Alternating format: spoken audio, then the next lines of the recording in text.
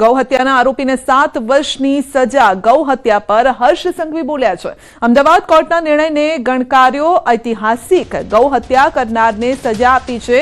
સંઘવીનું કહેવું છે કરોડો લોકોની ગૌ માતા સાથે આસ્થા જોડાયેલી છે। તેઓએ જણાવ્યું છે કે ગૌ હત્યા પર કાયદો લાવનાર પહેલી ગુજરાત સરકાર હતી।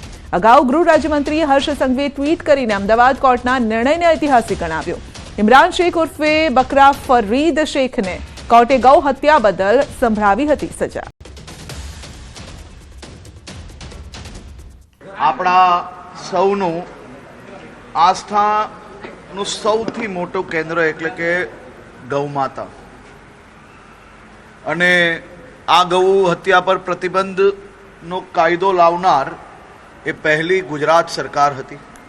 આદરણીય પ્રધાનમંત્રી શ્રી નરેન્દ્રભાઈ મોદીજીના ગુજરાતના મુખ્યમંત્રી કાળ દરમિયાનના શાસનમાં આ કડક કાયદો અમલમાં મૂકવામાં આવ્યો। ગુજરાત એવું રાજ્ય છે જ્યાં કરોડો લોકોને ગૌ માતા જોડે ખૂબ મોટી આસ્થા જોડાયેલી છે, અને આ ગૌ માતાનું રક્ષણ કરવું એ આપણી ફરજ છે। આ ભૂપેન્દ્રભાઈ પટેલની સરકાર એ ગૌ હત્યારાઓને એક પછી એક પકડવાનું જ નહીં, માત્ર આ ગૌ હત્યારાઓને માત્ર એમના કેસ કરીને જામીન પ્રાપ્ત થઈ જાય એટલું જ નહીં, એ કેસ કર્યા પછી ડે ટુ ડે ફોલોઅપ કરીને આવા ગૌ હત્યારાઓને સજા અપાવવામાં સફળતા પ્રાપ્ત કરીએ છીએ। વિધાનસભાના આગળના ભાગમાં કાચ તૂટ્યો છે। આગળના મુખ્ય ભાગમાં કાચ તૂટવાની ઘટના બની છે। ગરમીના કારણે એર આવી અને કાચ તૂટી ગયો। કાચ તૂટતા નીચે કોઈ ન હોવાથી દુર્ઘટના ટળી છે।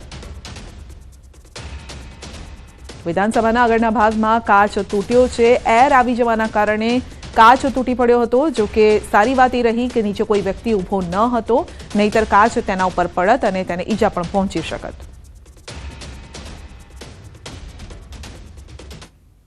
સૌરાષ્ટ્ર યુનિવર્સિટીના આસિસ્ટન્ટ પ્રોફેસર વિરુદ્ધ ફરિયાદ નોંધાતા ખળભળાટ મચ્યો છે। 5 વિદ્યાર્થીનીઓ દ્વારા સીએમઓમાં ફરિયાદ કરાતા મામલો મહિલા આયોગ સુધી પહોંચ્યો।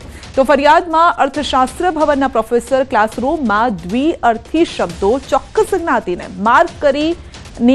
માર્ક આપવાની વાતો કરતા હોવાનો ઉલ્લેખ કરાયો હતો।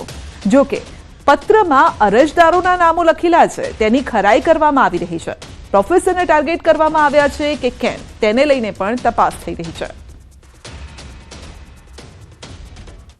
ઇનડિસિપ્લિન યુનિવર્સિટી કેમ્પસની અંદર આપણે શિસ્તભંગના કોઈ પણ ચલાવી ન લેવાય, એ બહુ સ્વાભાવિક વાત છે।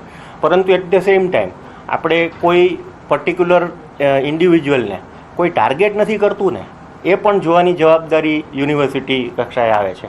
કારણ કે આવું ઘણી વખત થતું હોય છે કે આવી રીતે કોઈક ટાર્ગેટ થતા હોય અથવા તો કોઈના હાથા બનીને કામ થતું હોય, તો આની સંપૂર્ણ જે વાત છે એ આપણે તથ્યના આધારે શું થશે એ આપણે વિચારી અને એનું તપાસ કરવાની છે। મને જે સમાચાર મળ્યા છે, અરજી થયેલી છે, એમાં આ પ્રકારના છે, એ આક્ષેપો પાયાવિહોણા છે।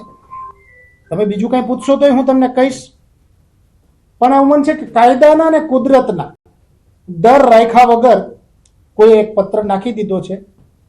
કાયદાની રીતે જે કંઈ થશે એ યુનિવર્સિટી કરશે અને કુદરતની રીતે થશે